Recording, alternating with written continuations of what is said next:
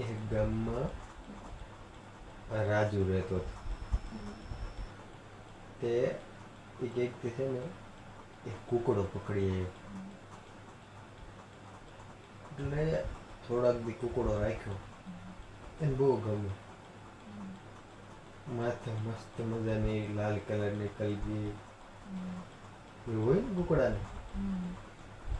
હા, અને અસલ દેખાવડો હતો.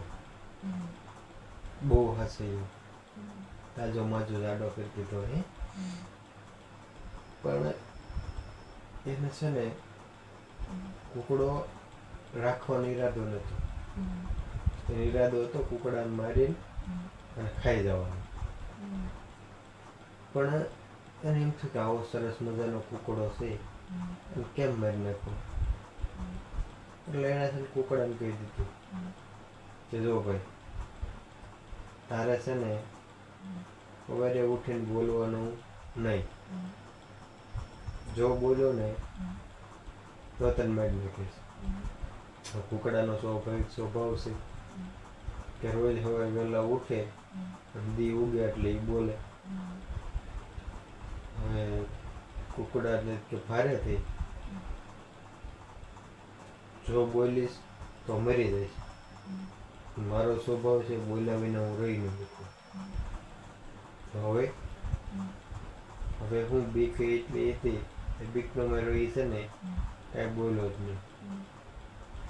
અને આખો સવાર એમણે બહુ અંદરથી એમથી બોલવું છે પણ બોલ્યો નહીં, કેમ કે બીક જ એટલી હતી. રાજુને બહુ નવીન લાગ્યું. મારો આજ કુકડો બોલ્યો નહીં, મતલબ બીવી ગયો એનાથી. એટલે રાજુ કે આ તો લોસો થયો. મને તેમ હતું કુકડો બોલશે અને હું મારી નાખીશ. મને દયા નહીં આવે. કુકડો બોલ્યો એટલે માર્યો. કુકડાનો અવસર આપ્યો જીવન, પણ એને એ તક છૂટી ગયો કુકડો એમ. હા, કે હવે શું કરવું? જો કુકડાને બોલ્યો નથી એટલે મારી ન એક હોય. એટલે પાછો રાજુએ બીજે દી કુકડાને કીધું કે સવારમાં તું પાકું ફફડાવે ને તો મારી ઊંઘ બગાડે છે. કે કાલ સવારથી પાક ન ફફડવી જોઈએ. જો પાક ફફડે ક્યારેય હું ભાળી ગયો તો હું તને મારી નાખીશ. કુકડો કે બોલવાનું બંધ થયું તો સમજ્યા. હવે તો પાકે નહીં ફફડાવાની. કે કાંઈ નહીં, બસ કુકડો હમણાં સાનો માનો આડાવડો રખડે અને ખાય. આમ સારું રહ્યું. રાજુને દિવસે ને દિવસે એમ થતું ગયું કે કુકડાને ખાઈ જવો જોઈએ, પણ મારવાનો જીવ ન આવે.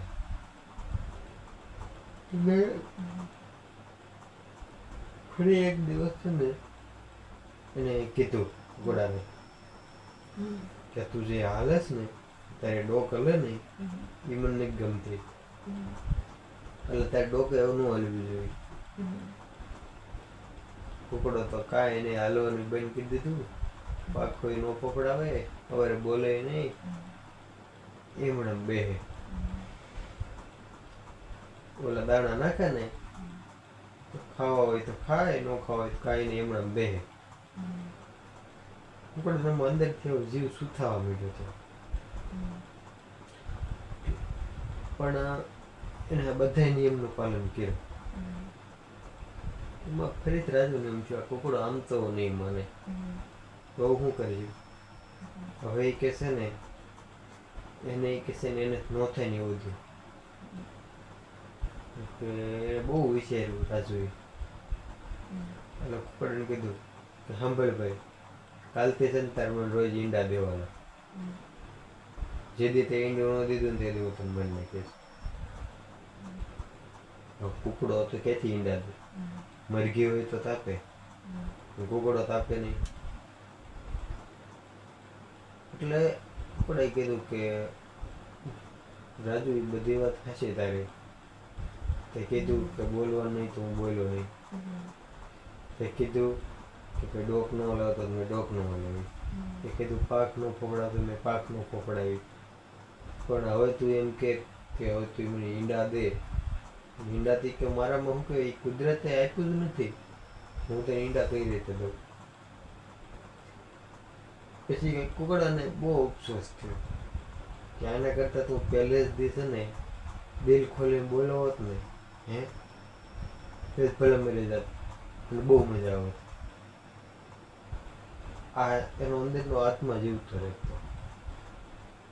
માણસ છે ને કે રાજકારણમાં આ જ રીતે થાય છે.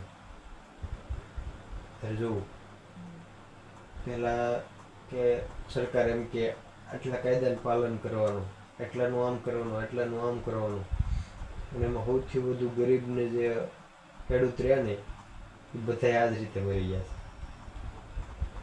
તમે આમ ન કરી શકો, તમે આમ ન કરી શકો, આમ કરો તો તમને જેલમાં પૂરવામાં આવશે, આમ કરશો તો તમને આ સજા આપવામાં આવશે. જો આપણે બેંકમાં હોય, માન કે લોન લીધી, હે હવે લોન આપણે ન ભરી શકવી ને, હે તો આપણને જેલમાં લઈ જાય, આપણી સંપત્તિ લઈ લે. જે બીજા કોઈ કરોડપતિનો દીકરો એ લોન લે ને, હે એ ન ભરી શકે ને તો એ લોન માફ થઈ જાય, પછી ભવિષ્યમાં ભરવાનો ઓપ્શન આપે.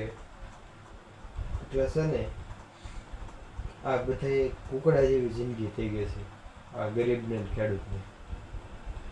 એટલે એવું ન થાય ને એનું ધ્યાન રાખવું જોઈએ. શુભરાત્રી.